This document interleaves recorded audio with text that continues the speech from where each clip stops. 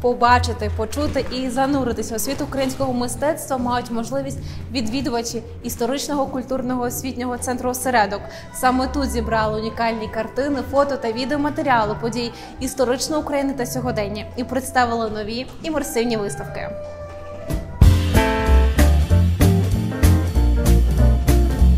What makes this exhibition special and different from previous exhibitions? This exhibition is a real step forward technologically for Oseredok. What we have here in these two immersive exhibitions, the immersive world of Ukrainian art and Ukraine, Land of the Brave, are two multimedia exhibitions that surround the visitor in 360 degrees of original content, original music, and Ukrainian art. Thank you. What is the importance of art during the war? Is it appropriate to promote Ukrainian art at this time? That's a really good question, and I think that it's something that all Ukrainians and all people who are working in sort of artistic or cultural spheres have to answer. And we discussed this a lot internally, and where we landed was that not only is it important, but it is incredibly valuable to do so at a time like this. One of the talking points that's coming out of Russia's war in Ukraine is that Ukraine is not an independent nation, they're not independent people, and this is part of what has been used to justify the invasion. So for us, and for me in particular, having an exhibition that really celebrates what makes us Ukrainians, we're incredibly diverse. We're ethnically, linguistically, we have different politics, we're very different people, but the culture and the art, this is the thing that really binds us together as a people. We are able to really build our identity around that, and it's something that we celebrate as Ukrainians, whether we are in the diaspora here in Canada, whether we are people who are still in Ukraine, or whether we're people who have recently arrived. And so for us, it's something we're so impassioned about sharing. We really want to have, allow people the opportunity to get an entryway into Ukraine and why it's valuable and why it's important. For a long time, you have worked with the scary, real photos and video of the war in Ukraine. How hard it was morally to process this photo and consume this information? So working with the imagery, our creative team worked out of both Kyiv and Odessa to create the Brave Ukraine portion of the exhibition.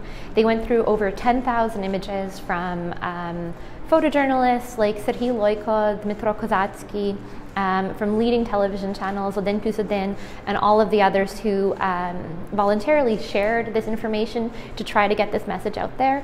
And I think for those teams in particular, going through the raw footage was very challenging morally, and I think that it brings home just what is happening to people, the lived daily experience.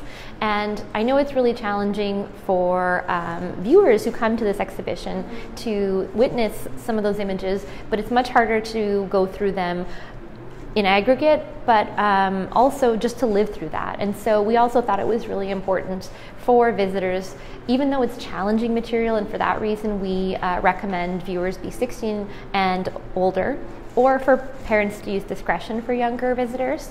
But we think it's really important for people to witness exactly what's happening, because this is the lived reality of people in Ukraine every single day, and we're over 9 months into this war already, and it's only the challenging situation is only getting worse for Ukrainians.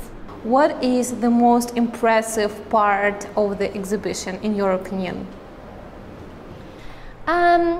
I think the most impressive part of the exhibition is the diversity, because we have in Ukrainian art, some people may come into it with preconceived notions of what is Ukrainian art.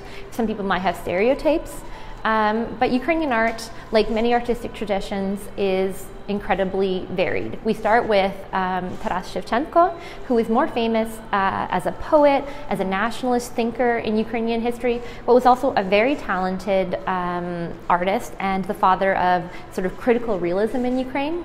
We move through time to an artist like Maria Primachenko, who worked outside of academic circles, who was like a folk artist who took inspiration from so many of these like deeply rooted and such colorful traditions that make Ukrainian art special.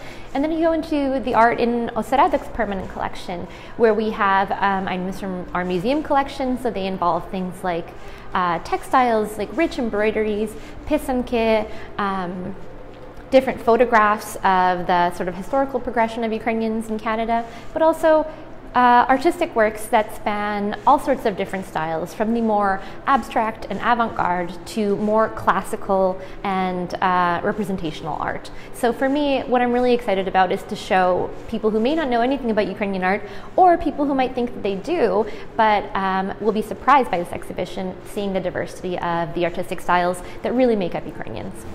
How long have you been working on this exhibition?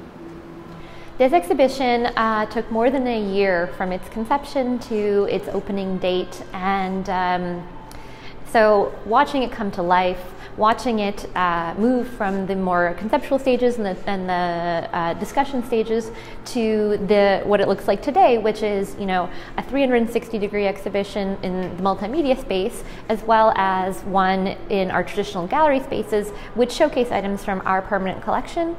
It's so satisfying to get to see it come to life.